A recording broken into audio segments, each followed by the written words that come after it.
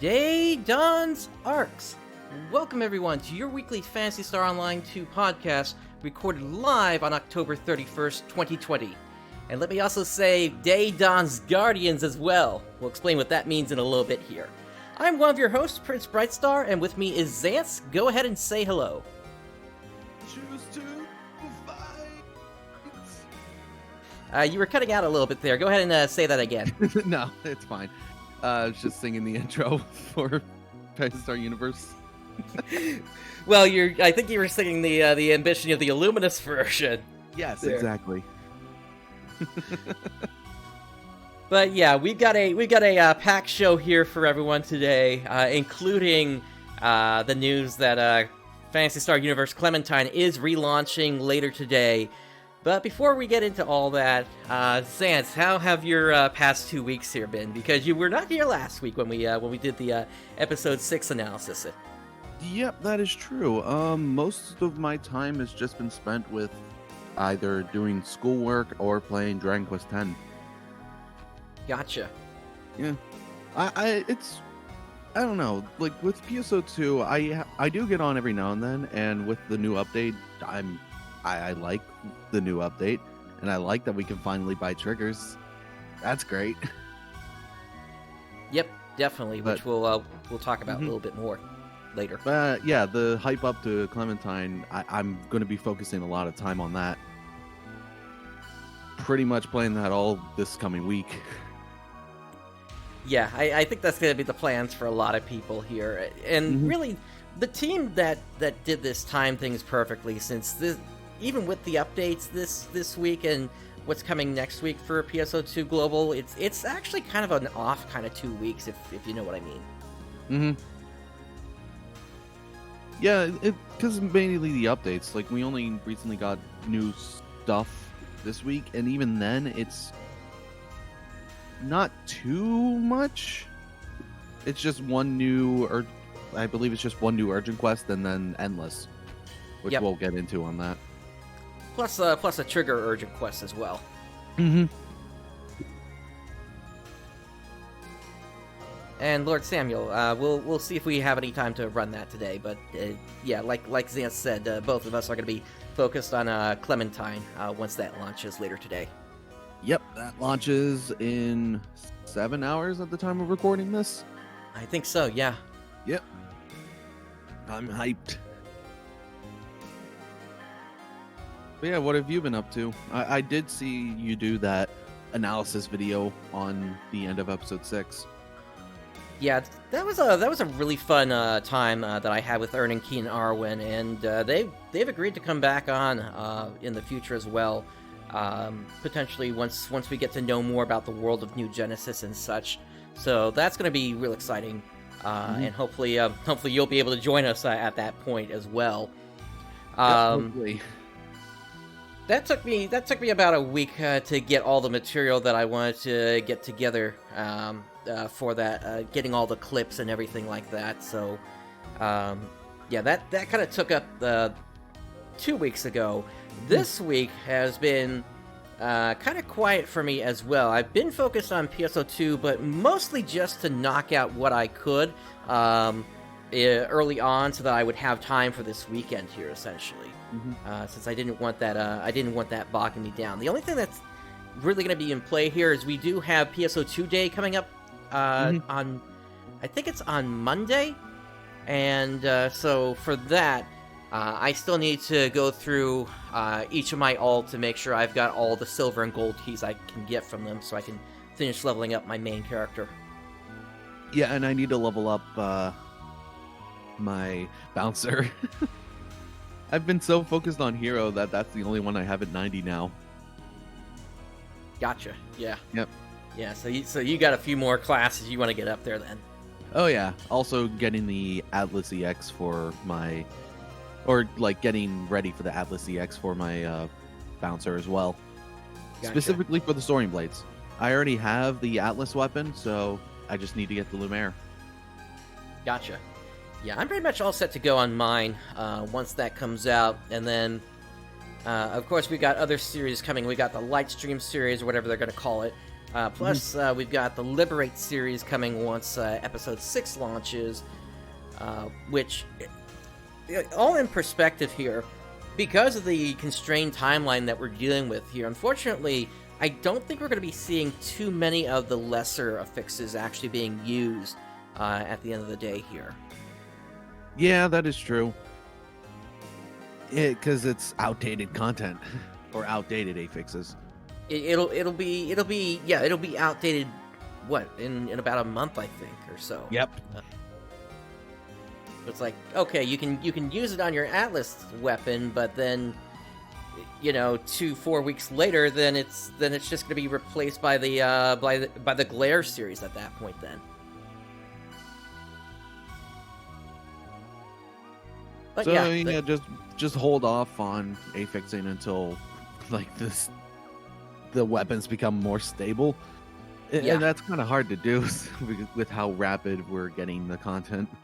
Yeah, the one thing that we got helping us out in all this are those affixed transfer passes. So at least definitely. you're able to copy those over to the new weapon. But I would say at this point, unless you actually are set on what you're going to be getting, even after considering Episode 6 affixes, only at that point should you actually go up to an 8 slot for a weapon. Units, you could probably be okay going up to 6 slot at this point. Honestly, with the Clesis units, I wouldn't mind getting them up to a 7 slot. Gotcha. Not an 8 slot yet. 8 slots will come later with better 12-star units, and especially the 13-star units once those are out. Oh yeah, because then we have the S class abilities for units. Then. Oh yeah. But for now, for the 12 slots, 7, or for the 12 stars, 7 slots is fine. Yep. Well, all right. Why don't we go ahead and jump into the content we have for this week, which is, as mentioned before, quite a bit here.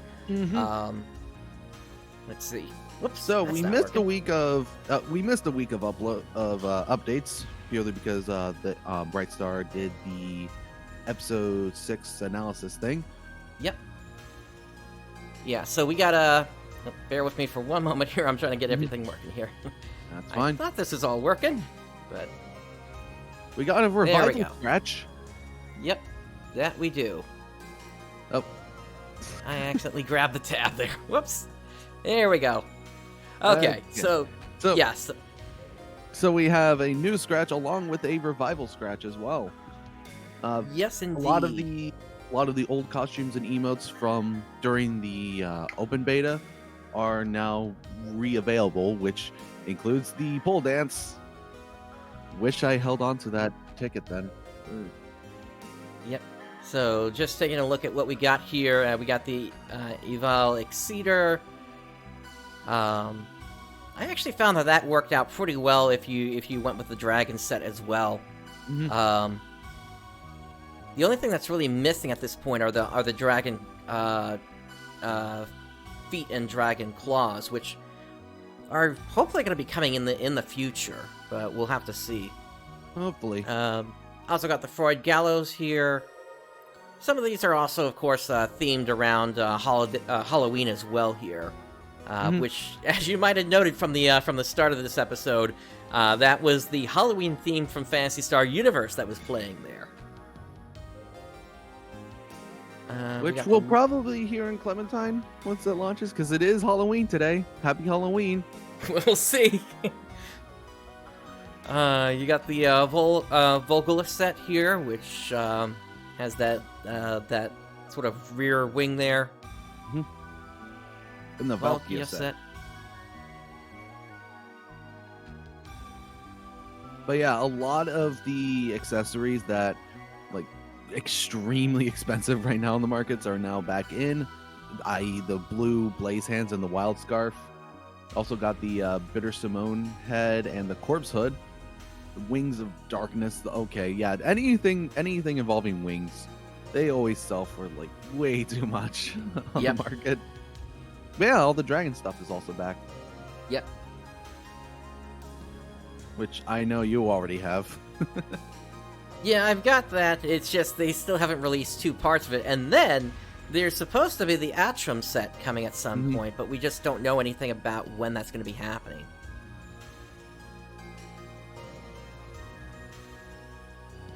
And there are 14 emotes in this revival scratch. Yep. Once again, the pole dance. Mm-hmm. And the impromptu tea room, which we never got a solid answer on what the difference was on that, did we?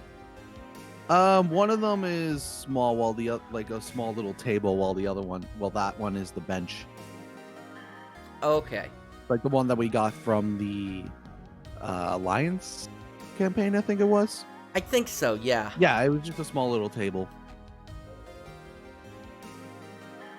But yeah, just looking through the list here. The other nice one is the Kabuki Cyclone. I've been wearing that one a little bit lately. Mm-hmm. My favorite out of all of these is definitely the Freud Gallows. Or the mod coat. Yeah, I can definitely see the Freud Gallows as being a nice one. Mm-hmm. Mod coat, I don't know. I've never. I guess it kind of makes sense. It just doesn't seem very battle armor worthy, I guess. Hey, it's perfect for a bouncer. Because bouncer just wearing more casual clothes, kicking things. It's cool. I guess that makes sense.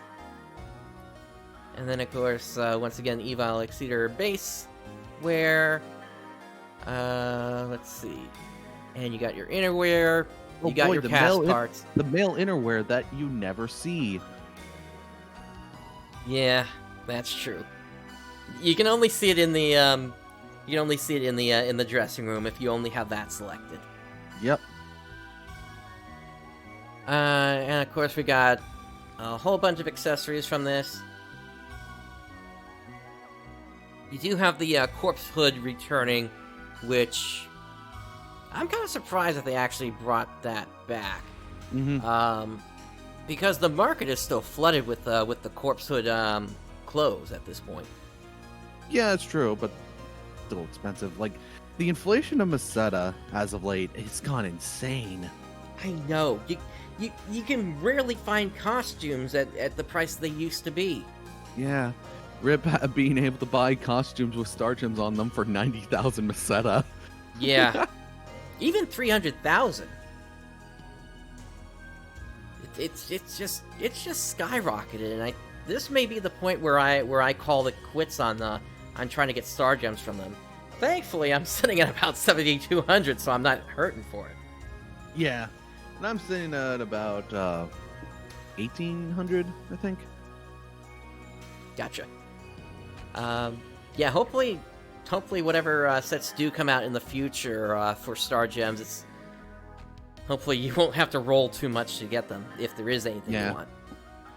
Well, I should do the Star Gem scratch a bit more because I still don't have the band hammer. Gotcha. They brought back the Blaze paint. Mm-hmm. That's kind of nice. Along with the Blaze hands. The blue and red flames. And then a dusk skirt, if you wanted that. Cedar horns. Those aren't even attached properly. Nope. Mess around in the beauty shop and you'll get it. Or the beauty salon. And then stream feathers, so... The black and white feathers. Yep.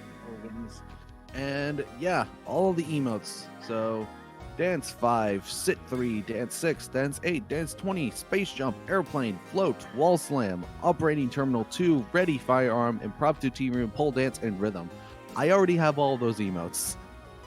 Nice. I've had them back when they first launched, so I don't need to get them again, but I do want to do 10 more draws, like 10 draws of this because the Rappy Head. That way I'll have a second Rappy Head, so it'll be in my entire count. Gotcha. But yeah, there are no tickets for doing more scratches. You just get previous scratch rewards. Yep. Or those two emotes, are those from the Battle Pass thing? The Mission Pass? They might be. I'm not sure. It's been a while. They might be. They might not be. I think they are.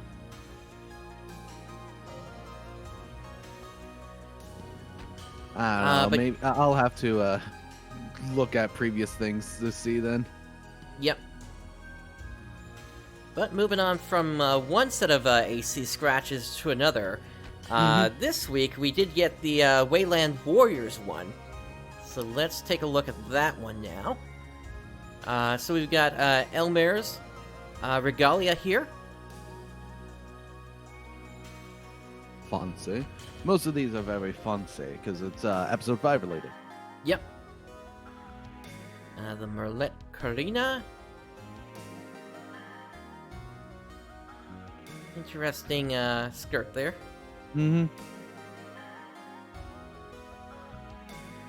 Imbued. Dominion. Dominion.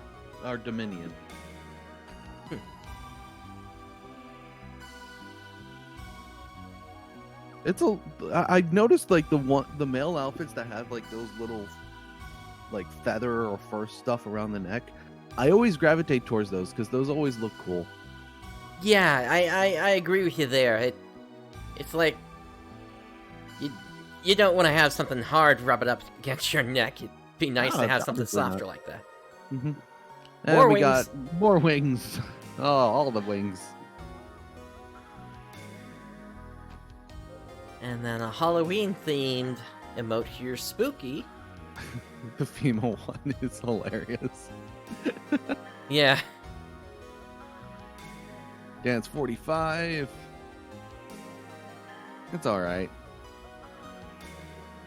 The male one just looks stupid. Yeah. I gotta ask, why no Thriller Dance? True. And the one they didn't show is Fly.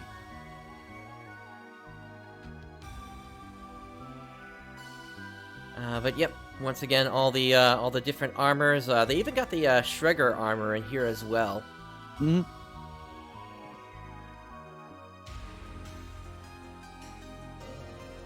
All the base wear. The way suit, the way armor looks pretty cool. This one here. Yeah, I agree with you there. Get the full way set, and you just look like a warrior, I guess. Yeah, it's kind of... I don't know if this is right or not, but kind of Shredderish in a way? I guess, but if you include the helmet, then it's more so warrior. Yeah, I might have been stretching on that one.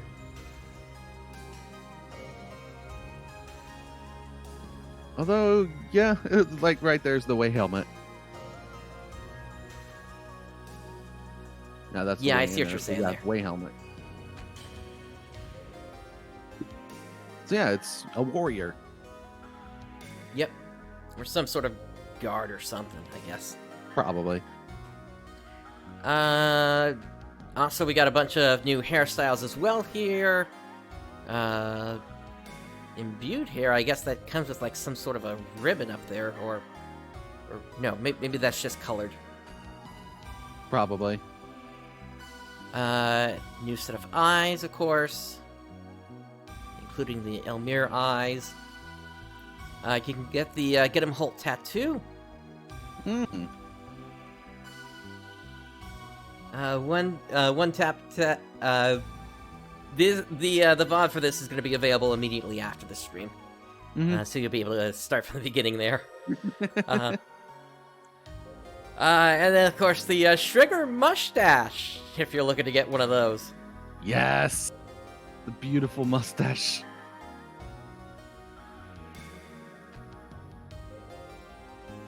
I think I saw, yeah, Sienna's socks are available here as well.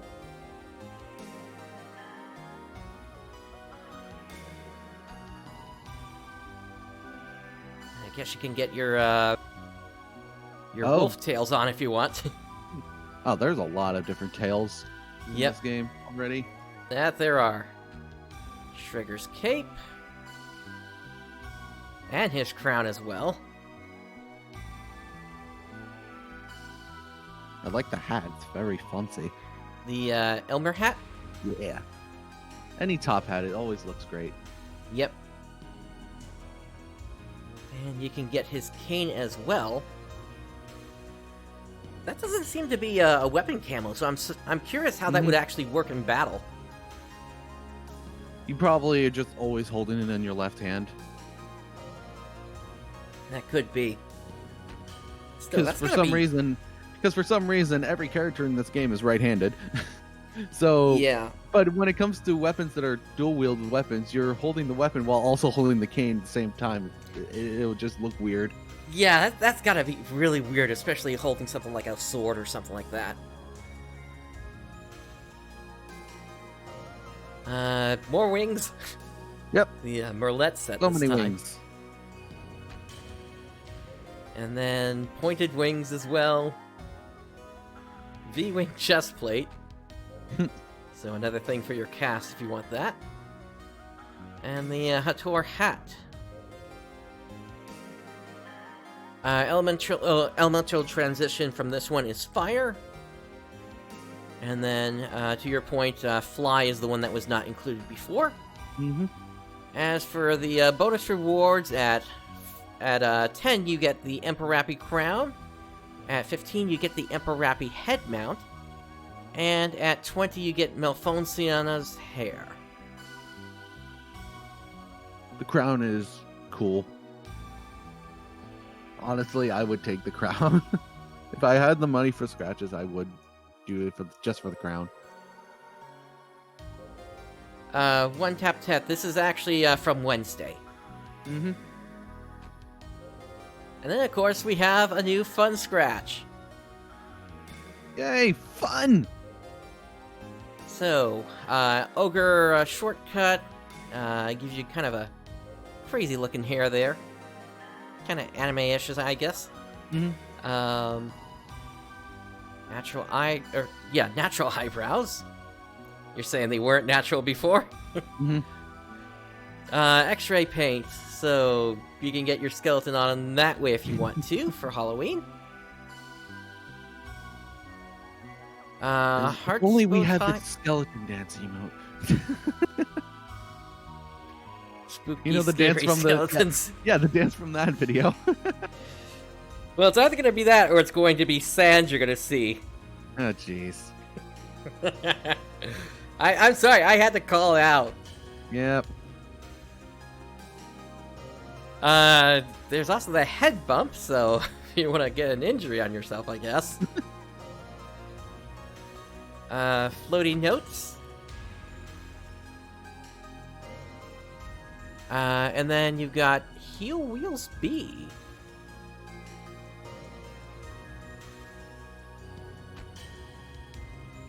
And then technically we missed last week's as well, so I guess we're catching all of them here. So we got all the Halloween makeup, the mech joint paints,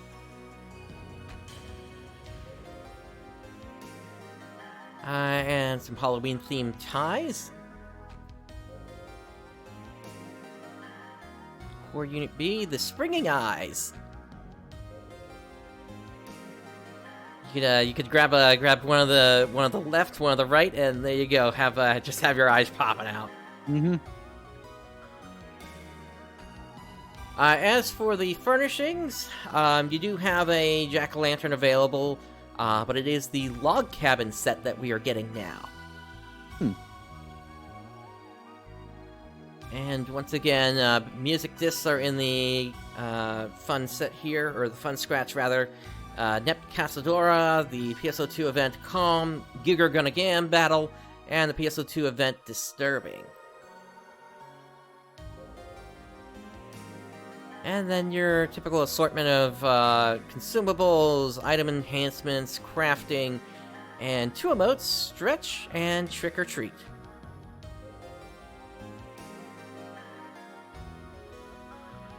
Well, yeah, you gotta stretch before you go trick-or-treating. Yeah, I guess, so you don't cramp up as you're walking or something. Alright, scratch is out of the way. Let's move on to the urgent quest that was introduced last week. That being Castrum Demonica Hostility. So another supernatural signature has been detected on Omega, and it's up to ARKS to investigate and eliminate it. Given the scale of this signature, it is most likely a Castrum Demonica showing hostility, and this means there is a potentially endless source of supernaturals that can be summoned. Some of these supernaturals may be quite strong, so ensure that you and your party are adequately prepared before you take on this urgent quest. Given the powerful nature of the enemy, it is likely there will be rewards suitable for your bravery. You get a lot of buster medals for this. Yeah, this is basically a buster quest, but it's a guaranteed Omega Falls Elder in there. Mm-hmm. And so featured rewards are the Elder Pain Omega, as well as the Detonation Slaughter and the Detonation Fell. Hang on to those detonation weapons, because those are going to come into play with the current mission pass. Mm-hmm. You also get the Soul Stealing Blade, which basically, unless something one-shots you, kind of makes you unkillable at the end of the day. Yeah, absorbs 6% of damage as HP when attacking. It is stupid. Yeah. As myself as a hunter, when I hit for like 70 to 90,000 HP, that just refills my HP bar instantly. And that's on top of, automate going off whenever it needs to. And so this is pretty much going to be my plan until Etoile comes out next year. Mm-hmm. Well, yeah, because Hunter Etoile is just nigh unkillable. It is, unless something one-shots you, basically. Mm-hmm. The Detonation series also gives you an interesting weapon potential here. Increases the Dark Blast gauge boost, gauge amount, potency, and Luther transformation time. So it's interesting that it's affecting a different Dark Blast than the one that Elder is. Mm-hmm. And then it has an augment factor of modulator on there as well, which is a decent affix to have on a weapon. Yeah. By the way, the detonation weapons, are they part of the light stream? Or Yes, the they Austere? are. Okay, light stream. Yeah, you need them to get over to, I think it's the second phase of the weapon. Okay.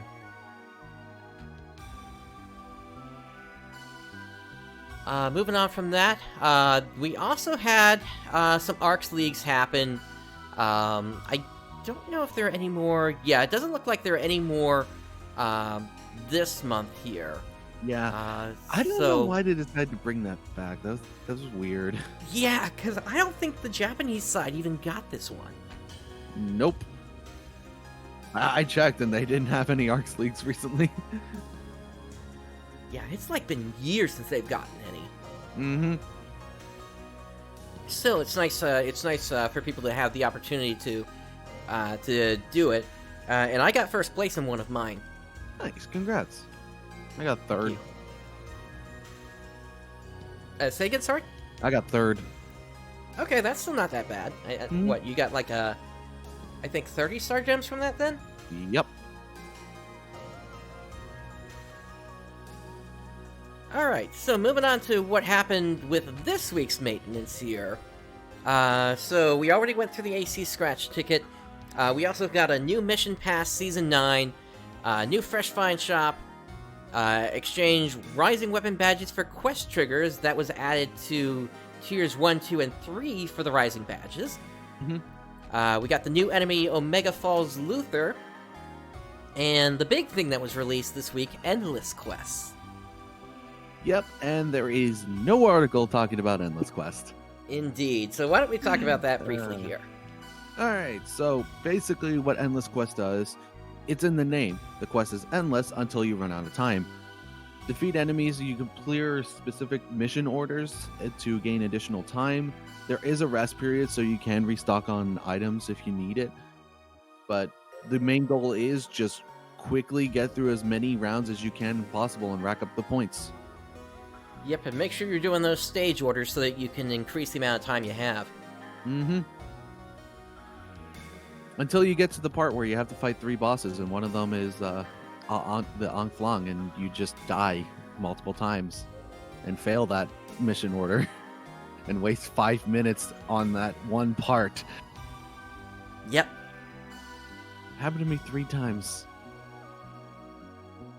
Now, the other thing to note about Endless Quests is that they are set up in such a way that you can go in with different party sizes, and you're going to get rewards regardless of what party size you have. So, if you go in as a solo player, you're going to get a different set of titles than you would going in with like a party of 3 players or a party of 4 players.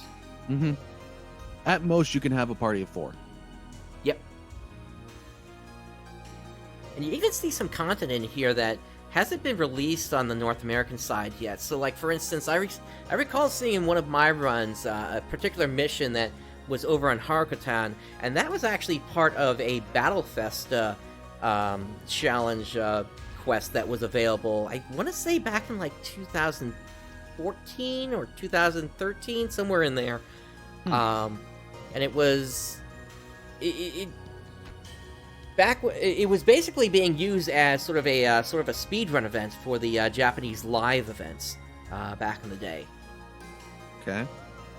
So, I think that's one of the ways of how they were eventually going to get around the whole everything, or rather all the content, as they said previously. Mm-hmm. Although I still don't know what's happened to that limited quest where Kun is singing when the Vibers shows up. But yeah, that's basically Endless Quest in a nutshell. You get your rewards at the end. The lesser series of augments comes from it. The only real thing that's kind of special about them is you can eventually combine 2 into the EV level lesser, which will basically give you a strength and an HP boost as one, essentially.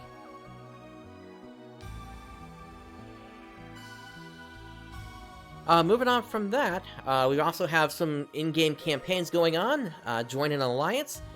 There's a quest trigger distribution for Wisdom Incarnate, the Urgent Quest Boost, which is happening this weekend, which once again gives you a boost on experience and rare drop rate.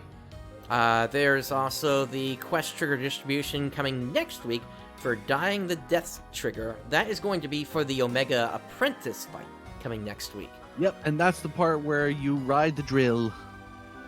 Yep. I love that. I love that one. Yep, and the Endless Quest actually spoiled that as well, a part of that mission. Mm-hmm. Let's see. This week we had the new urgent quests, including Wisdom Incarnate, as well as Longing for Omniscience, which is a trigger quest. So that's the refight against Luther. It's just this time, rather than it being a guaranteed thing, you have to get a trigger to get in there. Yep. And then they fixed several issues, including 12-star units not being able to be traded, so you can do that now. Yeah. You can... they fixed the S-grade augment and capsule names. They fixed an issue in which certain players could not receive their Xbox Game Pass Ultimate member monthly bonus rewards. They need to redeem their rewards before the release of November's Game Pass, so today's the last day for that one. Mm-hmm. Or actually, no, they say here by the 3rd, actually, it looks by like. the 3rd, yep. So, Tuesday. And then they fixed an issue in which players could not make purchases in the Steam version in certain regions. But just keep in mind, if you're making your first purchase on Steam, it does take about 24 hours before that goes through for the first time. Alright, moving on from that, let's take a look at those campaigns here. So we do have the Join an Alliance campaign. So, joining an alliance with at least 4 members before the beginning of maintenance on November 10th. That will be a 50-star gem ticket. And if it has at least 12 members, then you'll get the Parted Pigtails GV. Be a member of an alliance that has earned at least 5,000 alliance points between the end of maintenance on October 28th and November 10th. That'll get you a 50-star gem ticket. And if your alliance earns 10,000 alliance points between that period, then you're going to get the Rappy Suit Red. I think we're already there for Time for War. Yep. We've been there for a while. Yeah. And then, once again, Wisdom for All quest trigger, Wisdom Incarnate. So as long as you log in, or rather, as long as you had logged in once before November 27th, then you get it. And then here is that quest boost. And actually, I said there was a rare drop boost increase. No, it's actually just an experience boost, and that's it.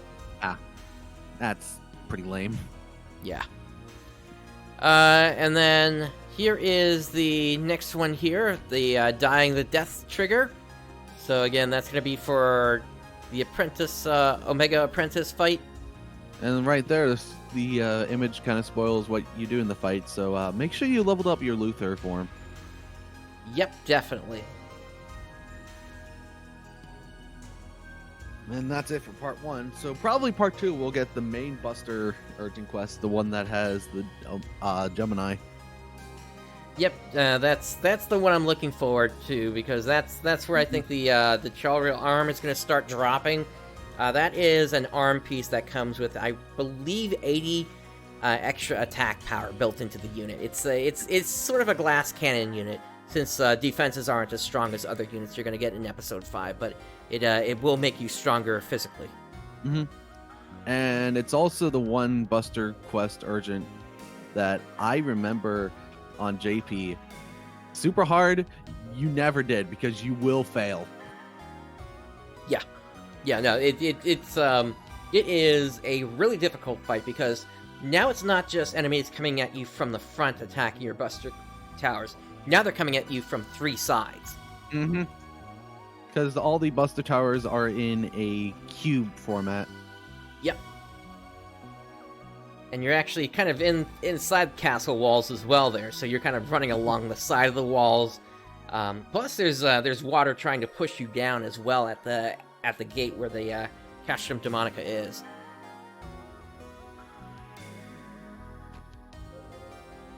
And then we're probably going to see the end of Episode 5 with that as well in terms of story for that update. Let's move on to the urgent quests and concerts for November, Part 1 here. So yeah, it's right now, Trick or Treat is still ongoing here, but you do have the Castrum Demonica Hostility, as well as Wisdom Incarnate. Those are the 3 main ones for right now. And then next week is going to be Queen's Nightmare, Earth Death. And then Kuna's going to be starting to sing once again here. It's going to be Eternal Encore. Again. Yep. And then, hey, the ARKS Dance Festa is coming back as well. Yay! So, more chances for people to get the emote that they haven't. Yep. That's good, because the ARKS Dance emote's great. Agreed. And here's the really surprising thing. I was checking the Japanese calendar, and the ARKS Dance Festival is coming back to them as well. Oh, awesome. They haven't seen it in years. Yeah, that's really cool. I guess it kind of makes sense now that the story's over. They kind of have to fill things now. Mm-hmm. That's probably what PSO2 is probably going to end up doing from now on, especially after New Genesis comes out. Yeah, they're probably going to be like releasing a bunch of the old urgent quests again. I wouldn't be surprised if they go nothing scheduled anymore, and they just keep everything in just a random rotation so that you can get those titles if you still haven't gotten those titles. Like, I still don't have the Holy Thunder Yamato one over on there. I got to like 26 or 27 fights, and then it just... I don't know. Episode 5 took my attention. Plus, there was other stuff going on at the time. Like, I was focusing, I think at that time, on doing a Phantasy Star Universe Let's Play, of all things. Oh. Well, we're going to be playing Universe tonight. Yep. Ironic. Yep. But yeah, just looking down here, Crimson Fellworm over the castle, Castrum Demonica Hostility, Trick or Treat. But Wisdom Incarnate is the new quest here, or rather the new urgent quest here. So a mana singularity has been detected in an uninhabited area of alternate dimension Omega. This reading resembles that of Luther the Fallen, though it is much stronger than previously encountered. ARKS HQ needs you to investigate this matter promptly, but be meticulous in your preparations, ARKS, as the potential exists for an encounter with the Dark Falls. And they go over the available augments here. The Luther Soul gives you 20 melee, 20 technique, and 1 photon point. And the Luther Reverie is what you want to grab if you're interested at all in using techniques. That gives you plus 40 there. And that's pretty significant. Yep. Yeah, the minus 20 HP there is not that big of a deal in the end. If you're a force, you're already used to low HP. Yeah. Let's see, we got the Cyclone Circuit weapon potential here on the Blank Absolute, which increases potency by 9%, alters photon point consumption amount and recovery speed starting at 50%. Also comes with Mastery 4. Everything gets plus 20. There's also Motav's Forbidden Book, which wasn't this called the Prophecies of Motav back in PSO? I don't know. I could look it up. I don't think that's necessary. Comes with Phantom Technique level 3, or rather, you can get it up to level 3. Increases potency by 13%, reduces charge time for support techniques, and reduces Zondeal potency. And then Motav Prophecy. It's actually a very reoccurring weapon in the Phantasy Star games. Yep. And then there's the Yasminkov 4000 FJ, which is a pretty darn powerful one because it increases potency at 7% by 7% at level 3 and multiplies the normal attack by 4. So yeah, it does multiple hits now with that potential. Yeah, that's pretty good. Yeah, the only thing that really rivals it at this point is the Spread Needle. Yeah. Honestly, the Spread Needle's still the best. Yeah, definitely. Because that's 5 hits all the time. Yeah. Actually, no, more for PSO2 now that I think about it. I've seen it go to, 10 or something like that, I think? Jesus. And then there's also Longing for Omniscience, which is the trigger version of this that you can get as a reward for completing the first one. You get the Chronos Eternus Stone as well as the Dallas Radiant. Speaking of Chronos Eternus Stone, I actually managed to get one of those. I've got a duplicate in my inventory now. Nice. You got one from the dragon fight? I think so. Either that or from Luther himself, because it's like, okay, now I've got enough stones to do a sword, a wired lance, and a partisan if I wanted to. Pretty cool. I'm glad they made the Eternus Stones actually, you can get multiple of them now.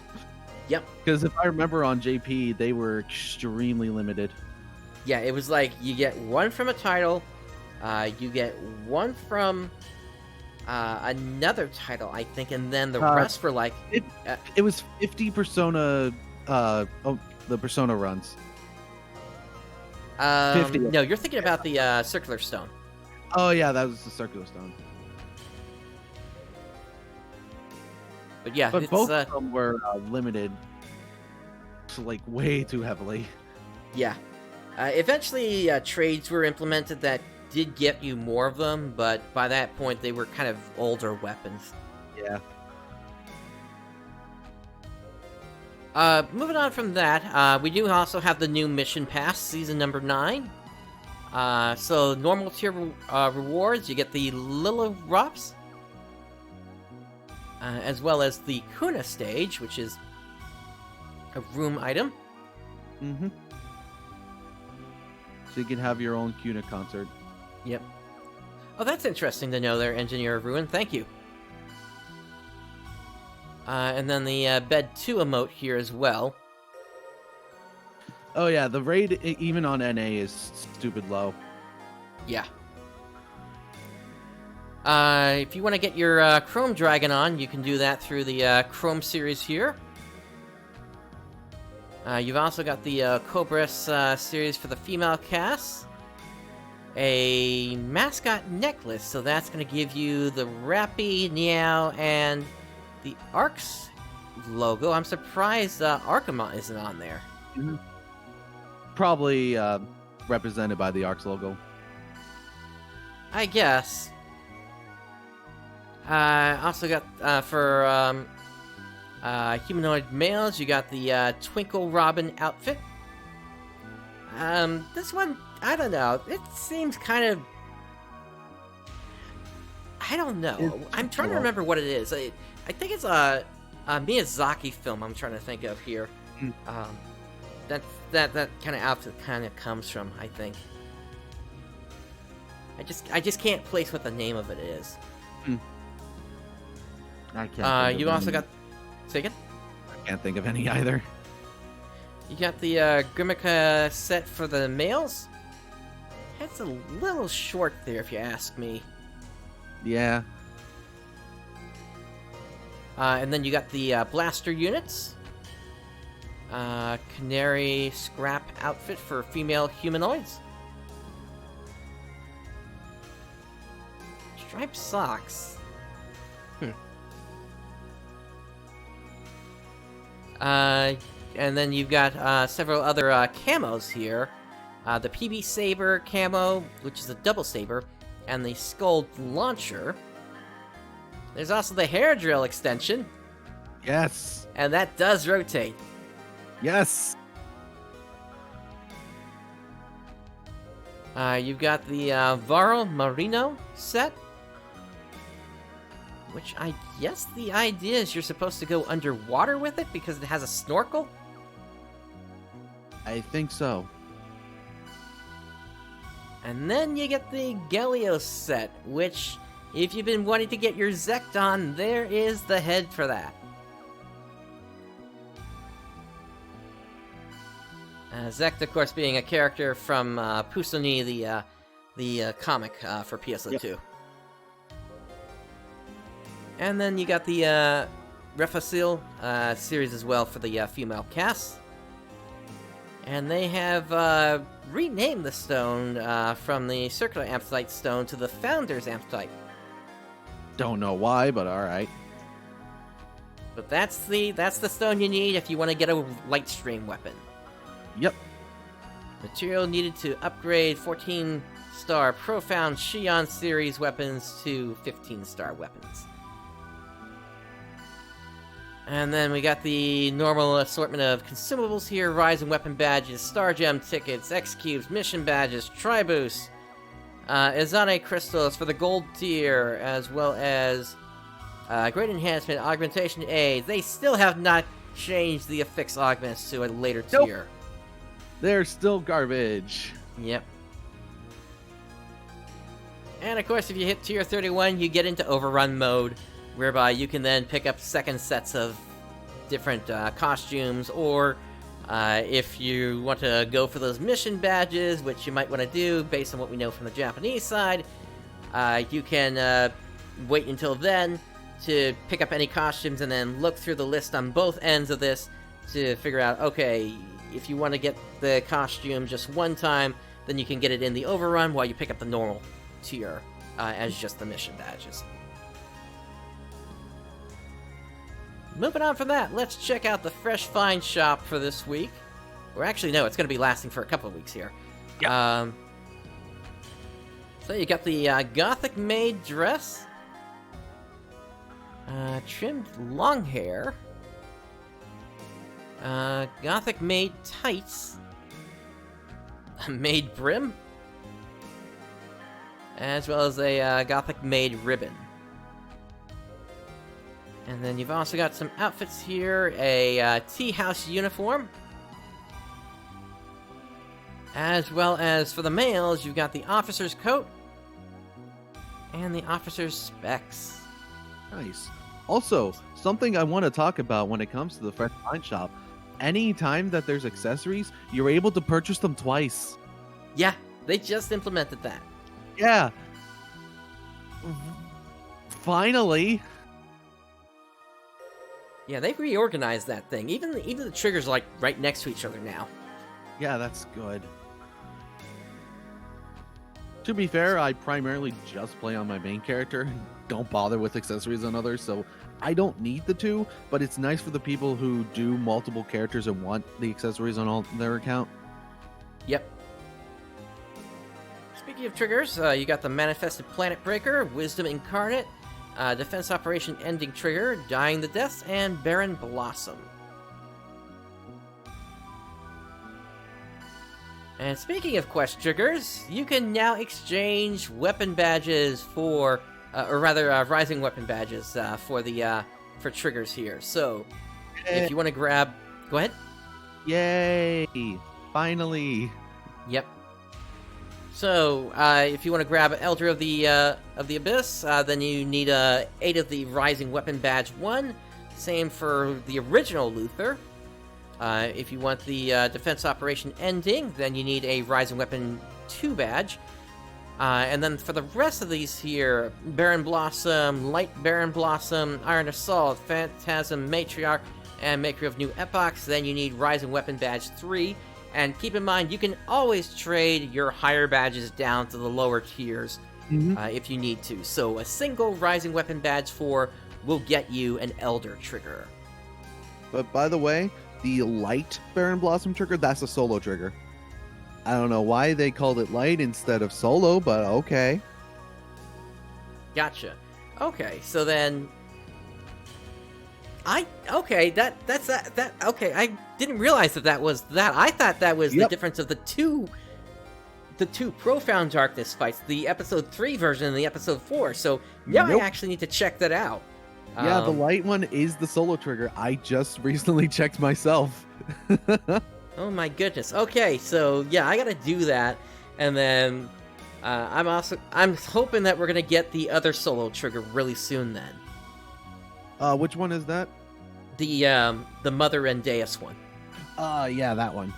That is gonna be the one that opens the path to the expert queue. Yep. Yeah, it's something that, as things are going on here, I'm finding it's becoming more and more necessary that players learn how to, keep up with the urgent quests that are coming up, because now we're at the point where there's no more freebies essentially in terms of power here. You're not going to find like the super powerful ravens and Nemesis weapons anymore like that, like we had in episode 1 to 3 essentially. Nope, you gotta work for the best weapons now. Exactly, and that's the only way that you're going to be able to get out of the normal tier for urgent quests. Granted, it's not bad that you're in there. Just the reason Expert Queue is going to exist in the end is because it allows expert players to come together to clear urgent quests really quickly. Mm-hmm. And that then the lets quicker you clear, because when it comes to quests that you can clear multiple times, the quicker you clear it, the more clues you can do. Yep, or the more time you save on your boosters. Yep. Now, keep in mind that Expert does not unlock any new quests. It just changes what players you play with, essentially. Yeah, you pair with the best of the best. Pretty much. And you got to do it yourself with that trigger. There's no getting help. But I do have a little bit of a guide on my YouTube from when I went through that about a year or so ago on the Japanese side. Anyway, we got a AC shop sale, and only one of them is good, while the other one sucks. Indeed. Tell us which one is good. Mag Ticket and Inventory Expansion. 650 AC, that's pretty much what they cost together. And you get 2 gold keys out of it, which is pretty good. The other one has escape dolls. Don't. Yeah, you get 8 gold bonus keys, but don't. Yeah, it's why would you ever need 15 scape dolls? You never need that many scape dolls. And the only time that you think it might actually be useful, you can't use them. Mm-hmm. Because the quest would just kick you right out. Oh, think of using scape dolls against Falang? Nope. You die, you're done. Mission failed. Yep.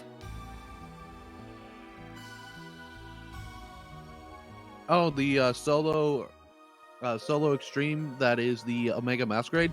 You think you can use scape dolls there? Nope. You're dead, you're done. Yep. Yeah, that's on the Japanese side, which we'll get to shortly here. Mm-hmm. I'm really excited to be able to do that on the NA side. Yeah, definitely. I love the music for Omega Masquerade. Oh yeah. Just keep in mind you got to work up the tiers, but we'll talk about that when that releases, probably next week, or rather Hopefully. probably in 2 weeks, but we'll see. Hopefully. Let's move on to the casino boosts here. Once again, typical assortment. There's actually a bunch of boosts going on tomorrow. Today there's just a Blackniak boost happening this evening at 11 p.m. Pacific. Starting tomorrow, then you've also got an Arkma slot, Masetan shooter, Little Roulette, Rappy slot, another Blackniak Arkma slot, and Maseta shooting.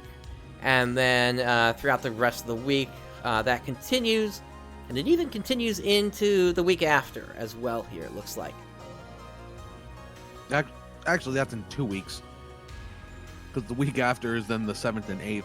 So it'll do the boost again on the 15th. Oh yeah, you're right. It skips a week here. Mm-hmm. I didn't see that. So then, yeah, they've just given us a calendar for all of November essentially. Yeah. Or at least when they are doing it. At least for the casino boost. Yep. And of course, you got the typical casino coin pass distribution as well. From November 4th to 9th, you're going to get 2 casino passes per day, up to a maximum of 12. And then if you log in for at least 3 days, then you're going to get an extra 5 passes. By the way, no joke. The reason why one of my friends has a lot of time on PSO2 is purely because of Blackniak. I guess they just want to deal with the extra RNG of the battle bonus and such. Yep. They just really enjoy Blackniak. Or Blackjack. I mean, it's a fun little diversion in the game. Mm-hmm. You also But I get guess to deal each with to their Yao, own. who is a cheating bastard. Hey. Yeah. Alright, last thing we got for today. Just a reminder. This is... this past week we saw the PSO2 Premium Day, and upcoming on the 2nd is going to be PSO2 Day for November. That is going to be on Monday. Yeah, it actually starts Monday at 7 p.m. Eastern. That's Well, actually, interesting. technically it's tomorrow at 7 p.m. Yeah, Today's the 31st. Yeah, starts Sunday. It does start tomorrow at 7 p.m. Eastern. Yeah. Interesting. Yeah, I think they did that so that globally it's like 24 hours. Yeah, that makes sense, because 7 p.m. Eastern is like 11 in British time. Yeah, it's late at that point. Yeah. And just as a general reminder, daylight savings for the U.S. Oh shit! Daylight savings time is tomorrow. Yep. Damn it. I'm probably gonna Right, just gotta- lose track of time this evening because Yeah, I'm gonna have to adjust all my clocks. I mean, wait, daylight savings time. We lose an hour, right? fall Or we go back, an hour? spring Fall forward. back an hour. Oh yeah, fall back. Yeah, that's how I'm supposed to remember it. Fall back, Yep. spring forward. Yeah. Yep. So we're actually gaining an hour. Yeah, it's just confusing to deal with adjusting all my clocks. And frankly, I wish we would just get rid of it already. Hey, I don't think Pacific time does daylight savings time at all. I know things get funky with like Arizona and things like that. Oh yeah, they do. Because Central then syncs up, or no, not Central. Mountain time syncs up with Pacific time then. Yeah. But anyway, back to PSO2 Day. So by doing that, you get yourself 2 of the 22 Star Gem tickets. You're going to get a Tokyo Key Gold, as well as 2 Magatsu bonus key silvers here, which I think is a new addition. Yeah, that is new for PSO2 Day. Yeah. Because So- that's an additional 20 Star Gems. Yep. And then you're going to get the typical boosts here, the fun plus 100%, experience earned plus 100%, login stamp plus 1 boost, the rare item drop rate plus 100%, and the gathering fever occurrence rate plus 100%. So, for myself, I've got a bunch of gold keys ready to go on the 2nd, so I can finish leveling up the rest of my classes, hopefully. Nice. And the I whole, will the- try getting Bouncer up to 90. And then I start collecting keys once again to get Phantom up whenever that launches. Mm-hmm. And then Etoile, and then Lester, and then, well, we'll see from there. Yep. And then New Genesis, and then start all over again. Woo! Yep. Although we might not have bonus keys at that point. Nope. But yeah, that's pretty much what we've got for PSO2 Global over the past 2 weeks. Let's now catch up with Phantasy Star Online 2 on the Japanese side here. Whoops, scroll down a little bit. They got a lot of stuff going on right now as well. So they they recently had their PSO2 station, which is their like bi-weekly thing that they do, or is it monthly? I think it's monthly. Monthly. So yeah, it's their monthly thing that they do, detailing updates that are coming out. And they also currently have the Halloween lobby like we do. Yep. Got a secret phrase here. Say it in chat before. Oh no, actually, it's too late to say it now that I'm looking at the date here. I mean, the period has already passed, but if you did, you would have gotten a pumpkin skirt and a bonus key Tokyo Rainbow. Yep. Rainbows, once those come out, get them, because those give you Yes. free transfer passes. Not only the free transfer passes, the EXP you get from them is far superior compared to the gold. Oh yeah. Definitely agree with you there. Mm-hmm. And we got emergency boost or emergency quest boost. Yeah, those happened right after the show, basically. Yeah. They've The got revival of Miku items. Yep. Once your order's ready, have some pizza with Miku. You're talking about the Domino's thing, right? Yep. Yeah, that Nick Robinson guy, he does some incredible work, and he went out to Japan and visited the Domino's pizza there. It was crazy. That was beautiful. Uh, The whole thing involving the Miku Domino's thing, it is really interesting to read about. It's a YouTube series because he then went back there a second time to, I guess, leave his YouTube 100,000 subscriber thing over there. And then they actually revived the Miku app itself when it went offline. Mm-hmm. But yeah, it's gonna be a revival of Hatsune Miku items. So look forward to that. Halloween Lobby is gonna be around until November 25th. There's a revival scratch for Oracle Halloween collaboration, and the scratch bonus includes Halloween posters. There's also an ARK support mission from that recently ended on October 28th. And with that update, you could also quickly view market prices from the scratch prize list. So that's nice. That is nice. When are we getting that? We'll see. Actually, let me see if I can do that. Probably not yet. There's probably still version differences. Nope, I can't do that. Damn. Let's see. Late October, you also have the Fascination Monsters AC Scratch. So that is this here. So vampire outfits, fantastic formals, and a thorny battle dress. And then you got a poster with this one. Movie contest, 2020 lobby action winner, Rodeo Pose 1 and 2. You also got the Rod and Talus lobby action, and as a scratch bonus, Appear number 2, and a Margareta HW poster. So that's the poster that's shown there. Yeah. So Rodeo is just, it's similar to the launcher photon art, which is Rodeo. Yep. So now you just have it as lobby action. Yep. And then there's also this one down in the corner here, which is, it is a, it's reminiscent of the start of episode 4 when that Dark Falls-like entity took over the body of Al.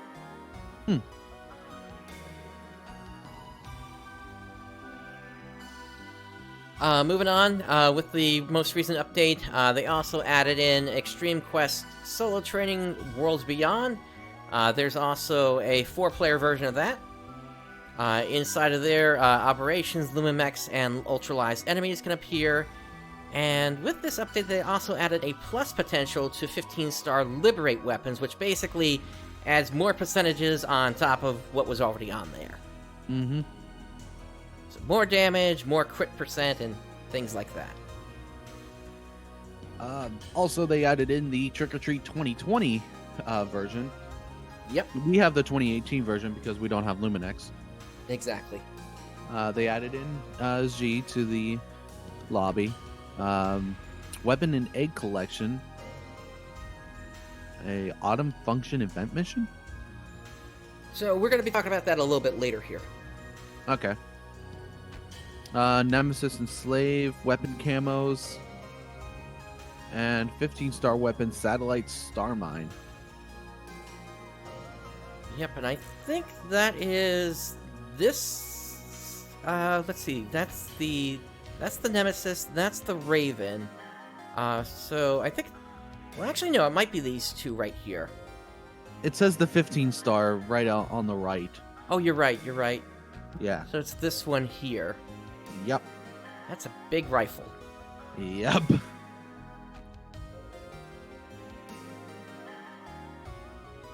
And of course, you got the 2020 Trick or Treat Emergency Quest. You can fight Nemesis Anji on foot. And Guna Kazuchi may appear. Yeah, Kazuchi, whenever Kazuchi appears, just expect good rewards. Yep. Alright, early November update. There is a 7th Dragon Revival Scratch happening.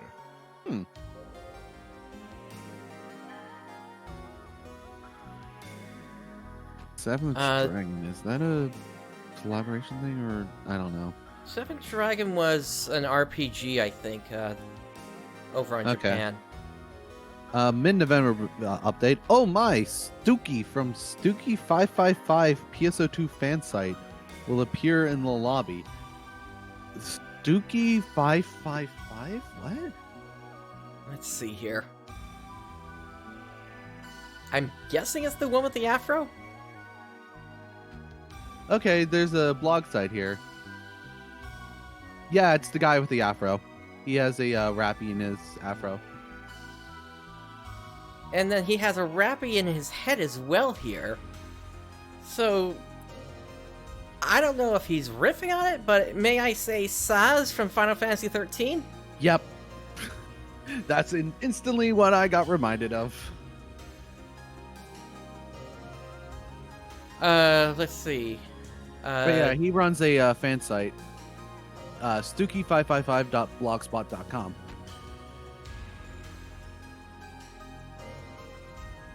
And let's see, there's also going to be the autumn... Go ahead. It's an interesting site. I'll send you a link if you want to look at it. We'll pull it up once we're done looking at the updates here. All right. We've also got the Autumn Function Event Mission Part 2. That goes until November 25th. And the Mission Pass Gold Reward is going to be the Evo device Majo Neko. So that is a little black cat flying on a broom. It's adorable. Mid-November update, you also got the Senran Kagura collaboration scratch. So that's going to have Asuka, Homura, Yumi, and Miyabi outfits, camos, and rest pad mats. I believe that is a revival scratch. Because I think they've had the Senran Kagura collabs before. Yeah, some of this is looking familiar. Yep, 2017, Marvelous.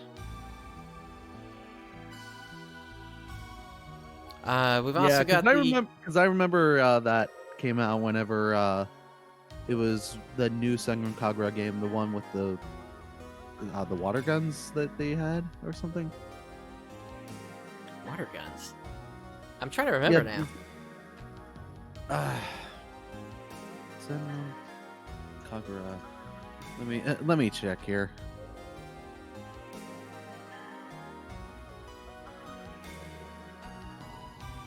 It's a Peach Beach Splash. I don't think I've ever run across it before, to be honest. I know that there's water guns in the game, but I remember them from the Ark Shipfire Swirl quest. Yeah, it was probably a reference to Peach Beach Splash, because that came out in 2017, and that says Marvelous 2017. So my guess is that scratch came out originally during that time, and this is just a revival thing. Gotcha. Okay. So we got some gender swap costume requests. Ooh. Yep. Freaks freak male and mods code female. Oh, we're getting the mods code in NA here. So. Yep. Interesting. Mm-hmm. There's also the staff jumper. And a couple of lobby actions here. Twin Dagger, Knuckles, and PR Post 4, and Spider. Yep. You get trapped in a spider web. Cool. Yep. Alright, also in mid-November, there's going to be a Divide Quest expansion. They have added Omega and Earth fields among all steps. And they've also added steps 31 to 35. And weekly resets will be removed. Oh. So I think that means basically each week you have to start from stage 1. So I think they're just going to make it so that once you get up to stages 31 to 35, you don't have to redo those anymore. Nope. So you could just stay at 31, 35 so you can easily farm for those camo weapons and camo drops and the 15-star weapons. Yep. And Divide Quest will feature new weapons and camo drops. So we got a 15-star one, the Arc Serpent, 15-star sword, the Sealed J Sword. The Sealed J Sword, oh my god. That brings back memories. Yep, I wonder if you're going to have to kill a bunch of enemies to unlock it. No, specifically the Giguis. You specifically have to kill Giguis, and it's a 1 in 10,000 chance. Actually, if anything, probably doing the S4 to unseal is probably going to do the unsealing. It might even have the S4 built in there. There's also the 15-star dual blade World of Guardians. The 15-star double saber Rengokuto Renza. And the World of Guardians. Actually, that's a dual saber that was in PSU. If I remember correctly. I don't remember that one. But then again, I wasn't a hunter main. Mm-hmm. That could also be a thing in Portable 2 as well, if I remember correctly. Gotcha. We've also got the 15-star... World of Guardians. It's a 15-star weapon. Okay. We've also got the 15-star twin mech gun Black Darkness. And then you've got you got a bunch of camos in here as well. The Oracle Ranger Segas, the Concert Master Arias M23, and the Quartz Karat. Which I think the Quartz series is from quite a while ago, if I remember correctly. Yeah, it is. Those are just straight up guns. Yeah, big guns. Well, yeah, you got the big guns, but then you just got the straight up regular guns. Oh yeah, the M23's there. Yep.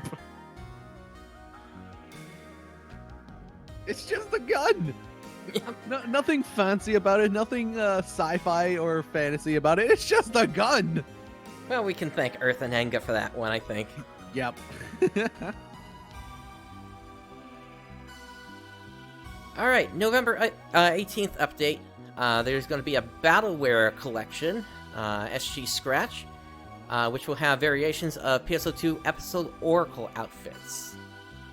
So yeah, if you ever watch the anime episode of Oracle, then you can get those outfits. Yep. All right, why don't you tell us about the late November update here? So late November, we got a new seasonal lobby, which is the Thanksgiving lobby. What? Yeah, why are they getting that? What? That's supposed to be coming to the global version. What? I've never heard. Does Japan even celebrate Thanksgiving? I don't think so. So what's going on here? Thanksgiving's purely an American holiday. What? Canada too, I think, but And Canada, Yeah. yeah. Well, the Canadian Thanksgiving is a different day from American Thanksgiving, but what? yeah, this doesn't make any sense. Are they actually gonna bring the American Independence Day over to Japan as well? I don't know. I know there's plenty of people in Japan. Like, I actually do know some people in Japan who are, like, I guess they're massive otakus for America. I don't know what the right word for that is. I do. What is it? It's like a reverse gaijin, I guess. I guess they made it for us, but they're getting it first. No, they're not. They're probably not getting it first. We're probably getting it. We're probably getting it at the same time that they are. It's just like with the Halloween lobby, we both got it at the same time. But yeah, that's just interesting that they're doing the Thanksgiving lobby. I don't get it. Yeah. It's like for the JP, I don't get it. Yeah, it really doesn't make any sense here. This is replacing the typical autumn look for the place as well. Mm-hmm. Huh. Even Nia's getting into it. Yep. Wearing a turkey outfit. Oh boy. And look at the rappies with the turkey hats. this is hilarious.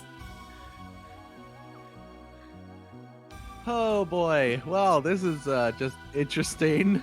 Yeah. Of anything that we could have seen from Japan, why this? Why are they getting Thanksgiving? I don't know. It's funny though. Yeah. Now okay. watch, next year they'll have the 4th of July lobby. That's what I'm saying. Get all the American Uncle Sam stuff. And then I'm pretty sure either China or Korea or one of those countries had their own exclusive lobby as well. That's no surprise there. So, off of that, we also got the Miku Scratch. Yep. So the revival of the Miku Scratch, all the Diva series lobby actions. Yep. We got a new solo ultimate quest coming up. Yes, indeed. Spoilers for anybody that hasn't completed episode 6 yet, which means global. But it's the time-space rift. You'll face Primordial Darkness Sodom alone. Indeed. Oh, looks like you get some S augments along with Star Gems. Ooh. When you beat a death for the first time, you get one of 4, such as 50 Star Gem ticket, S1, Add R, Offensive Intent 2, Divine Ice Stone, Garne. Okay. I think that's what you need to upgrade the Crest series weapons to their last tier. Okay. Looks like you can only do this up to 2 times a day. Yep. But obviously it's going to be hard, and I wonder at what stage they're going to implement the 999 damage. Oh boy. So, for those of you who don't know, when it comes to Omega Masquerade, after a certain depth, Omega Masquerade will just deal damage cap damage to you. It's if the you last get stage. hit at all. Yep, at the very last stage, you will get hit by damage cap by Omega Masquerade. Yep. So that's going to be when you want to have your Iron Will, you want to have your weapons that give you an extra chance to live, and just good luck. Because by that point, Sega's expecting perfection from you, basically. Yeah. If you've made it that far, yeah, expecting perfection.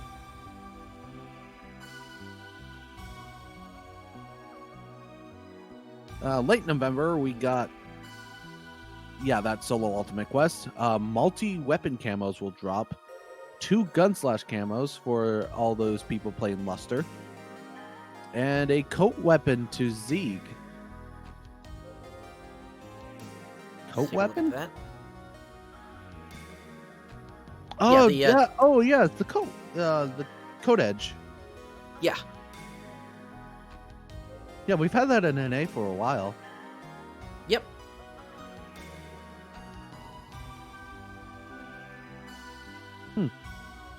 Early December, class level 100! It's finally happening! Yep.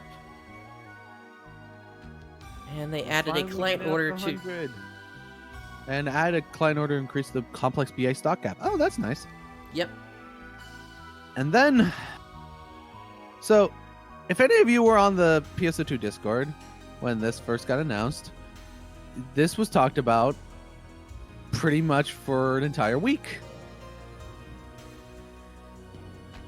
Yep. This collab. The Sword Art Online and PSO2 collab.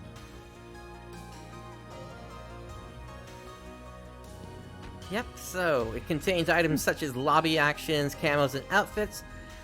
Kirito and Asuna will appear on Oracle, and links start this December. I guess they decided, they're done playing, I've never watched Sword Art Online. They're done playing whatever game that they did, that they got trapped in or something. And now they've decided to play PSO2. I don't know. I mean, they ended that whole thing back during Season 1. They've been out of the world, but now other games were being played, you're right. So yeah. Because, like, the later season was, like, Gun Gale, I think. Yep, Gun Gale, and then, actually on Netflix, a new season just released, like 2 or 3 weeks ago, I think. Yep. And, well, Kirito's trapped again. Oh no, what a shame. Yep. Well, let's keep him there. Alright, so in terms of the overall calendar for up until 2021 February. So, Autumn Extreme Quest Solo Training Worlds Beyond, Divide Quest Expansion, Solo Ultimate Quest Level Cap 100. Then in Winter Part 1, it's going to be the Sword Art Online collab. A new Challenge quest. That is going to be big because we have not heard anything from Challenge in years. Yep. Glad they're finally bringing that back then. Yep. And Christmas. And then Winter Part 2. We got Phantasy Star Online's 20th anniversary event. Limited Quest, Screenshot Shooting Studio, and Arkship Fire Swirl Refinement. So that probably means we're getting ultra hard for Arkship Fire Swirl. The Screenshot Shooting Studio. What is that going to be? I don't know. The only thing I can think of ways that to make screenshots then? the only thing I can think of that's even close to what that might be is like what they did on Final Fantasy XIV recently with like adding stickers and things like that. Maybe.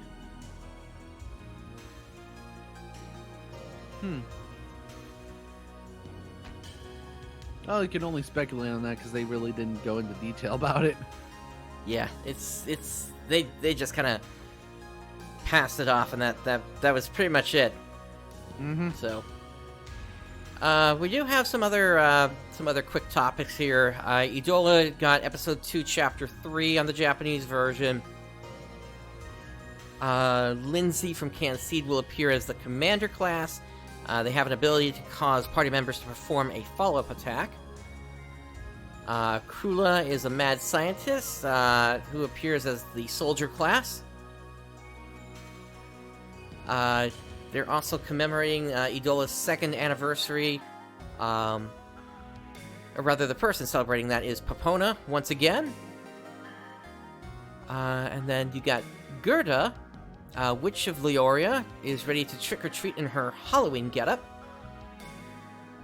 Victoria, the High Chairman of the parliamentary faction that stands in opposition to the military. She's the arch-rival of Lockingham. And then you've got the Grand Duke of Candide. Irene is Lockingham's sister, who appears to be connected to numerous red tubes. And we talked a little bit about that last week, and what all that might have meant. Not us two, but me, Erning Key, and Arwen.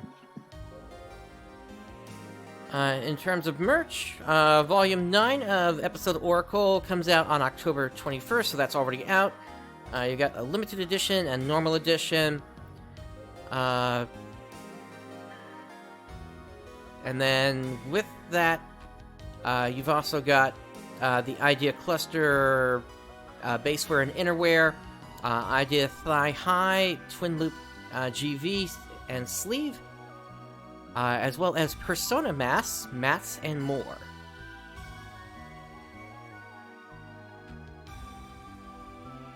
And then you've also got the Phantasy Star Vocal Collection, which that comes out November 25th, and it has vocal tracks from all the Phantasy Star games, and item include vocal music discs. That's going to be spread across 4 CDs. Wow. That has Phantasy Star Online. 5,000 yen for all that music. Pretty good. Yeah, it's not a bad price. Mm-hmm. And it's got music from Phantasy Star Online, Phantasy Star Universe, Phantasy Star Portable, Phantasy Star Zero, Phantasy Star Online 2, Phantasy Star Online 2S, Phantasy Star Nova, Idola Phantasy Star Saga, Phantasy Star Online 2 The Animation, Phantasy Star Online 2 Episode Oracle. I'm surprised they didn't put Phantasy Star Online 2 on stage in here. That probably was included part of the Phantasy Star Online 2 thing. I guess, maybe. On stage, if you're unaware, was a live production show that was brought out, I want to say 2013 or 2014. But the events in it were mostly non-canonical. Mm-hmm. Also, what vocal tracks are in Zero? It's the one that plays... It's weird, because it's sung in the Japanese version, but in the English version, they took that out and instead just gave us a generic theme from the game. For the opening title. Oh, okay. That's why I don't remember any vocal tracks in Zero. Yeah. One of them is called Makanai something, and the other one is slipping my mind, but it's, yeah, there were 2 vocal tracks in that game.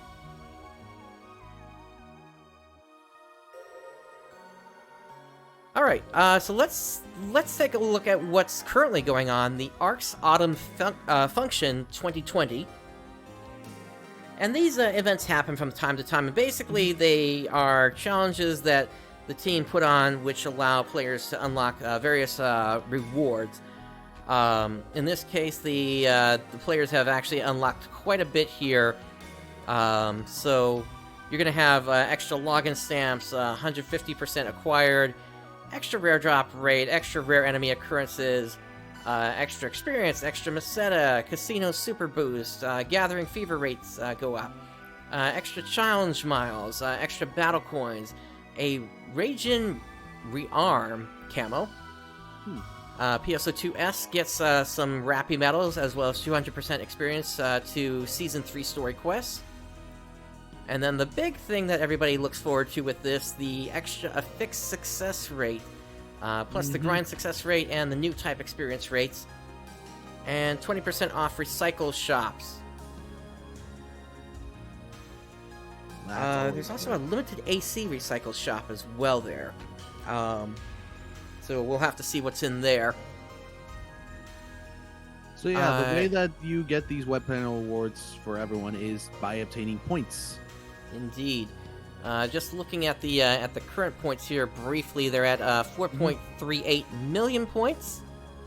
And we're actually at the point now where players are boosting that affix rate up from 10% to additional whatever they happen to end up at here. And they've got quite a while to go here. This is going to go on until November 18th. So there's a chance they might get to like something crazy like an extra 10% boost or something. Yeah. But yeah, you can get points in either PSO2 or PSO2S. Yep.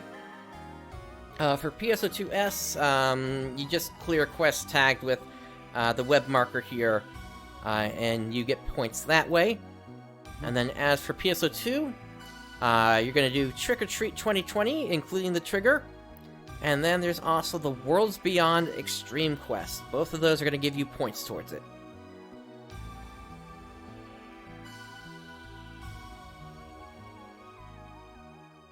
So yeah, that's what's happening on the Japanese side. I wonder if we'll ever get something like this on the NA side. Probably not, but would be interesting. We'll see. It may come, it may not come. Let's move on to Idola updates for the global version here. And this is kind of small here. Let me zoom it in a little bit. There we go. That's a little better. So, starting on October 21st, there was a server maintenance. Compensation for that included 2 stamina potions, large size, 100k Meseta, and 3 gacha tickets. And then, currently going on, there is a Trick or Treat Happy Halloween event. So, first part of this is log in and get Halloween bonuses every day, including Star Diamonds, a 10-pull gacha ticket, energy gummies, massive Meseta, and you can claim your bonuses from the gift box. Second part of this, you can claim Halloween sweets and delicacy of the hidden Halloween every day, collecting and exchanging rare items that you need. Event number 3, Teacher is the Halloween Girls.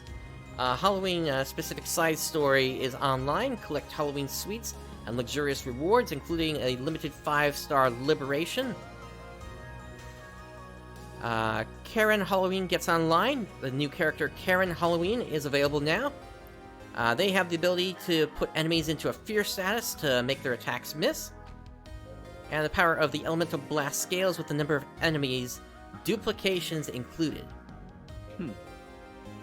Also, the Summer Beach Girls event came back for 7 days. That is gone. Go ahead. Yep, it's already gone at this point. Same with the Halloween top-up bonus. Yep. That gave you numerous additional rewards, including the 5-star Karen Halloween. And then after that, we also had the release of Phantasy Star Saga in the UK and European Union. Nice. Yep. And this week also, new characters were added into the game. You have Windis, who is the younger sister of Jasper. They are the new Emily Zodiac, the wizard.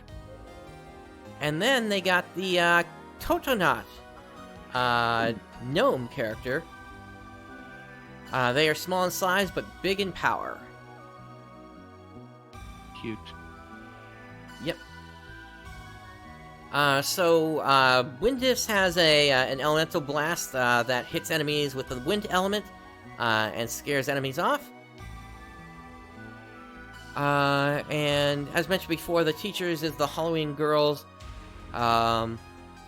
Looks like this is a part 2 that was added.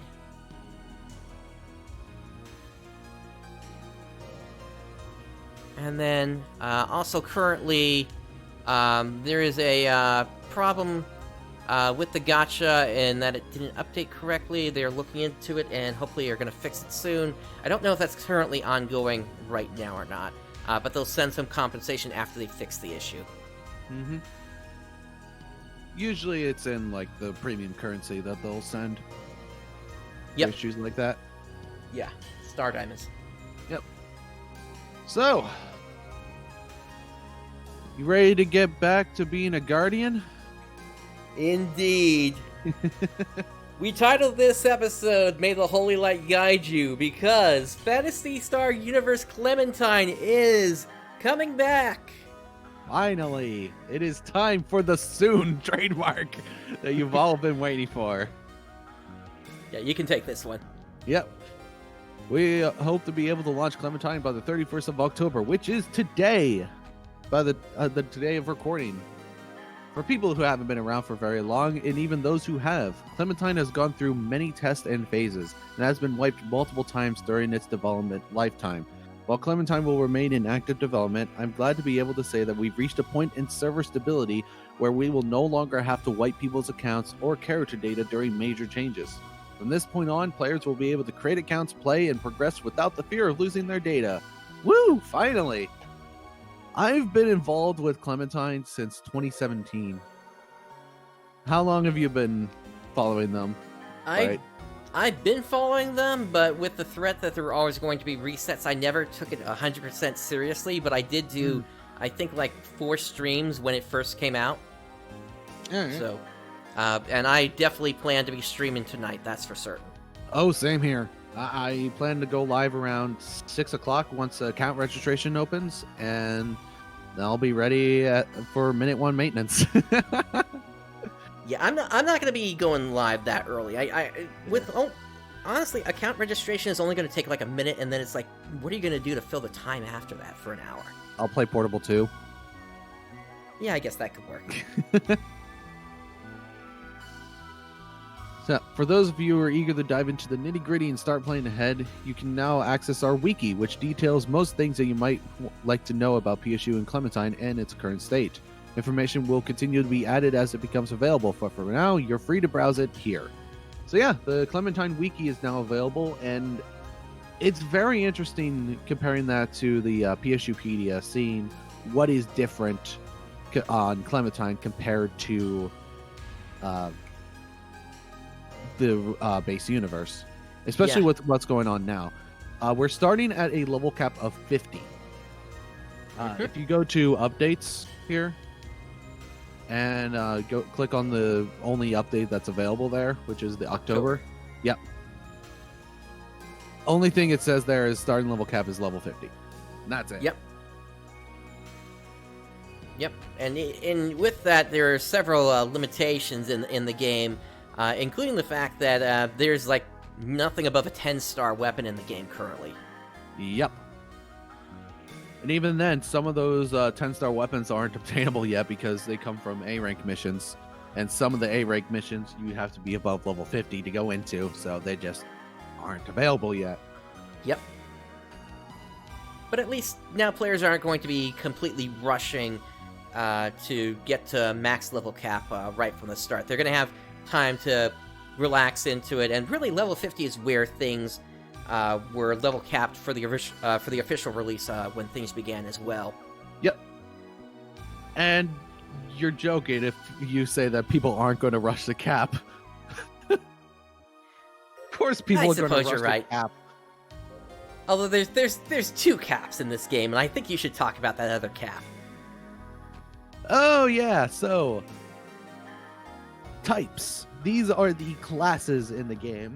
And when it comes to types, originally they capped off at level 20, which, yeah, afterwards mission points became completely useless because the only way that you increased your type's level was through mission points, which you get mission points by doing missions. Clearing a mission will reward you with mission points at the end of it, depending on your rank and what rank you did the mission on. But it always capped at 20, so after you got that to 20, mission points were completely useless. So the team decided they wanted to make it more useful after you hit 20. So now the level cap goes up to 200. Yep. And they say right here, expert types do not gain increases to stats after level 100. Nope. So it's very minor what increases after 100, but it's still a little bit significant. Just that little 15% boost in attack, it can make somewhat of a difference. But I did the math. I made an Excel spreadsheet so I could find out exactly how much mission points that you need if you wanted to hit the level 200 cap. Because there are titles tied to reaching 50, 100, and 200. And you need, if you want to get to type 200, you need 5,283,000 mission points. Yep. And something that we should note at this point is that Phantasy Star Universe Clementine is not officially run in any way. This is a fan project that's been in development for several years, and we're glad to see that the effort is still continuing on, similar to other projects, as we've seen with like Phantasy Star Online, Blueburst, and other servers like that. Mm-hmm. Now, something So yeah, I'm I'm really happy. I'm really excited for this. Same here. Something I am noticing here is that it doesn't look like any of the master classes are in. Actually, wait. Scroll down a bit more there. Yeah, and also no the master class because there's no S rank weapons. So changing types. So they have the different costs for changing types, and it looks like it will increase past level 20 then. Yep. Or no, that's a character level. Never mind. So depending on your character level, it will cost a specific amount to change your type. At level 1, it only costs 20, but then it increases. Looks like by 50 each level. It's actually 200 to start. Yeah, it's 200 to start, and then it increases by 50 each level. Yeah, so once you get to level 50, that amount of Meseta is not going to be a big deal to you. Oh, hell no. You'll have plenty of Meseta. Yeah. Initially, it'll be a little pricey. Mm-hmm. And there are some race bonuses for certain classes. Like Hunter, or like Human has a race bonus when it comes to like most of the like combination acro fighter or like gun techer or stuff like that. Yep. And then Cass, PT, AF, and AT they get a bonus. Cass get a bonus with ranged and Forte Gunner. Yep, that's Cass supremacy for you. Yup. Beast with Hunter and Forte Fighter. Newman with Force.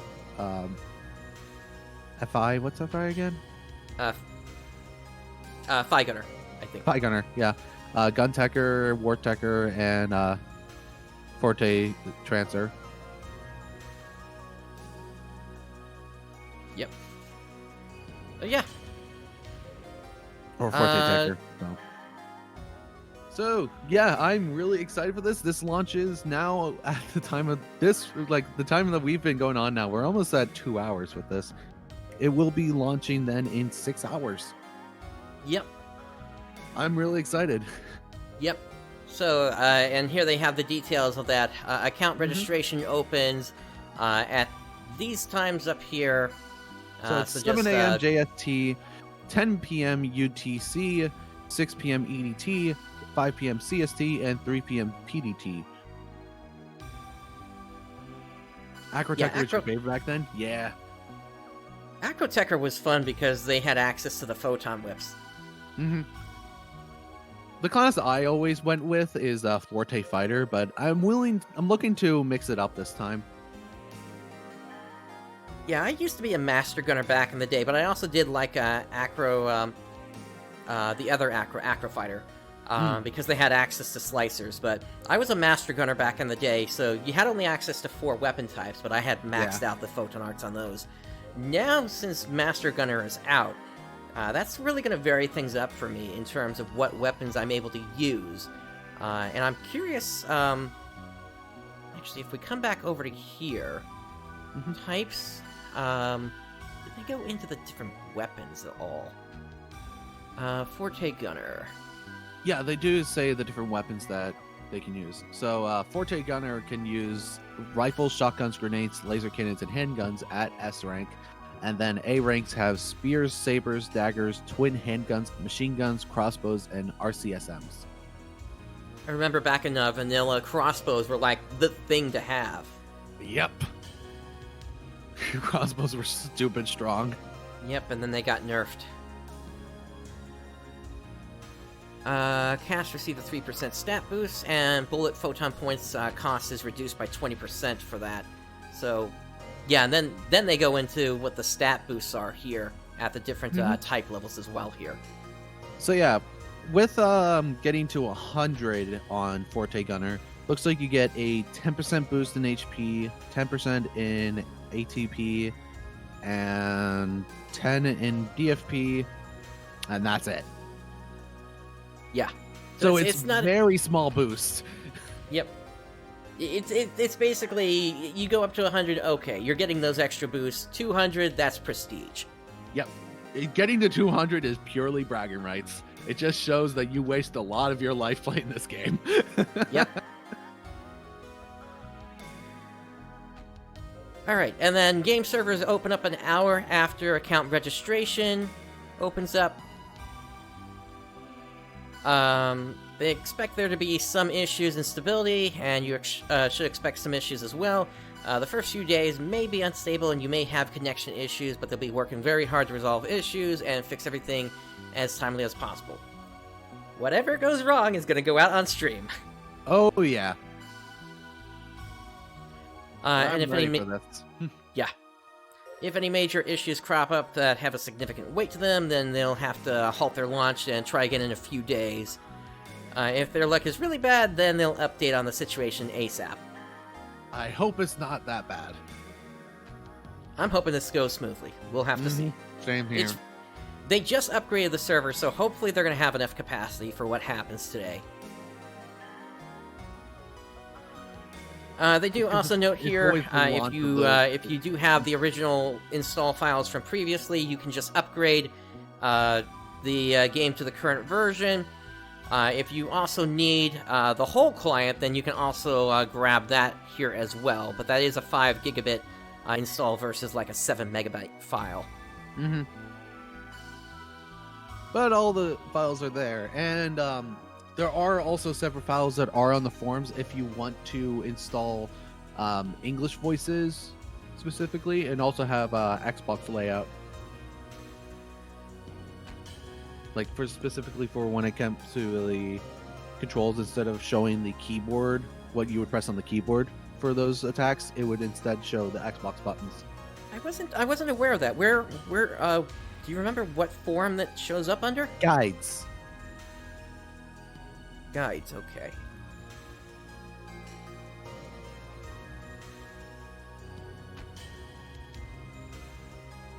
So the one pinned should be the English voices, which for some reason that's just not loading for you. That's weird. Yeah, now it is. Okay, there we go. Here we go. English voice patch. Yep. And then Xbox we also interface. got the Xbox 360, Xbox One controller setup, which that one's really important, especially for me since I use a Xbox One controller. Yeah, and I want to get my triggers working here, so definitely I'm going to read up on that. Or if you really want, you could go with Midori's advanced controller setup. I don't know if you want to. Like, it's... You could, but she does a lot of weird things. I think it's going to be up to everybody to figure out what they want to do. I'm also kind of interested in the full screen borderless window. Yep. That all you need to do is use borderless gaming. Which, by the way, custom resolutions are now built into the launcher. Yep. The way to get to that. So whenever you boot up the launcher, there's the it's a screwdriver and wrench symbol on the top right. You click on that, and then you can select a custom resolution. Yep. You can even select no video, so the title video doesn't play when you idle. That's blasphemous. Don't do that.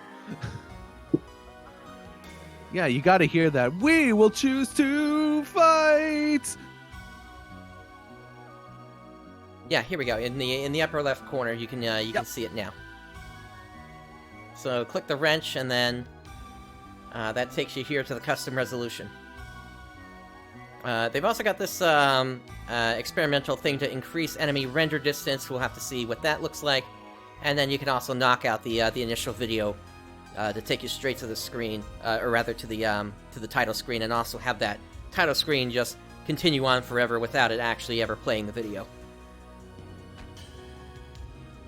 Which, don't do that, because the video's great. I love that intro video for Ambition of Luminous. It really does get me in the hype mood to play it.